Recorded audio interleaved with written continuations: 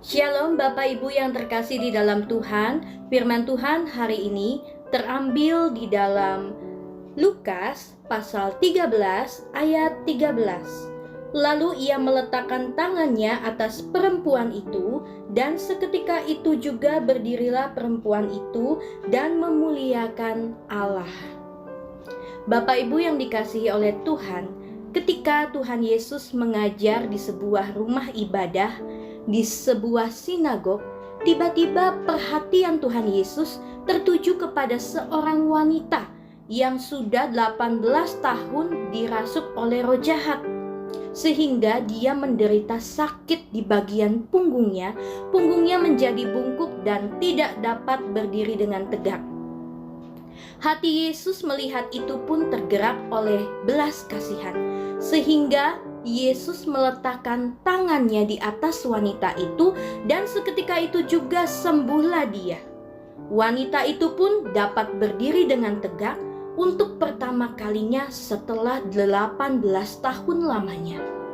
Sesungguhnya wanita itu memiliki alasan yang sangat kuat untuk tetap tinggal di dalam rumahnya di sepanjang hari, karena kondisi fisiknya yang sangat lemah dan tidak memungkinkan untuk bisa pergi ke rumah Tuhan. Tetapi wanita ini ternyata tetap meneguhkan hatinya. Dia datang beribadah kepada Tuhan tanpa mempedulikan sakit penyakit yang dialaminya. Dan mungkin juga dia harus menerima cemoohan dari banyak orang. Setan bisa saja menyerang fisik wanita ini, tetapi wanita ini sungguh-sungguh kuat. Terbukti dia di dalam menderita sakitnya yang luar biasa, wanita ini tetap tekun beribadah dan datang ke rumah Tuhan. Imannya yang besar ini ternyata telah menggerakkan hati Tuhan untuk bertindak sehingga kuasa setan dipatahkannya. Bapak Ibu, satu-satunya pribadi yang sanggup melepaskan dan membebaskan manusia dari belenggu setan adalah Tuhan Yesus. Hari itu benar-benar menjadi hari pembebasan bagi wanita ini. Hari yang sangat bersejarah dan sangat dinanti-nantikan di dalam kehidupannya, karena dia telah terbebas dari penderitaan jasmani dan rohani yang telah mengikatnya selama belasan tahun lamanya. Karena itulah dia memuliakan Tuhan sebagai tanda ucapan syukur dia kepada Tuhan. Bapak Ibu, kisah ini mengingatkan kepada kita bahwa Allah memiliki kuasa yang begitu besar. Tidak ada yang mustahil baginya. Maka dari itu, taruhlah harapan kita kepadanya. Milikilah hati yang rindu untuk mendekat kepadanya, bersekutu kepadanya. Janganlah kita menjauhkan diri dari pertemuan-pertemuan ibadah, dari hubungan kita bersama dengan Tuhan lewat saat teduh. Karena ketika kita dekat, kita datang kepadanya, maka pintu-pintu yang tertutup itu akan terbuka untuk engkau. Dan kita semua akan menerima mujizat dan berkat dari Tuhan. Janganlah hidup di dalam dosa, karena kita sudah dibebaskan, kita sudah dimerdekakan. Maka dari itu hiduplah sebagai manusia yang baru, yang sungguh-sungguh di dalam segala aspek kehidupan kita.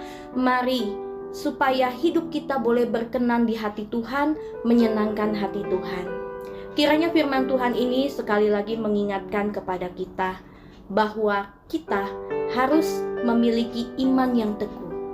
Segala macam pergumulan yang kita hadapi begitu banyak, tetapi ingatlah, kita tetap tidak menjauhkan diri daripada Tuhan. Justru lewat masalah, lewat pergumulan, bahkan lewat kesibukan yang kita alami setiap hari, justru harusnya semakin membuat kita lebih dekat kepada Tuhan, bukan jauh kepada Tuhan. Mari kita rajin beribadah kepada Tuhan, bersaat teduh, membaca firman Tuhan, dan taruhlah harapan kita di dalam tangan Tuhan. Tuhan Yesus memberkati kita semua. Amin. Mari kita berdoa. Bapa di dalam surga, kami bersyukur untuk firman Tuhan yang mengingatkan kepada kami bahwa Engkau sudah menebus kami dengan darah yang mahal. sehingga Engkau telah memerdekakan kami, membebaskan kami dari belenggu dosa dan maut. Biarlah kami boleh mempergunakan waktu kesempatan hidup dengan lebih bertanggung jawab di hadapan Tuhan.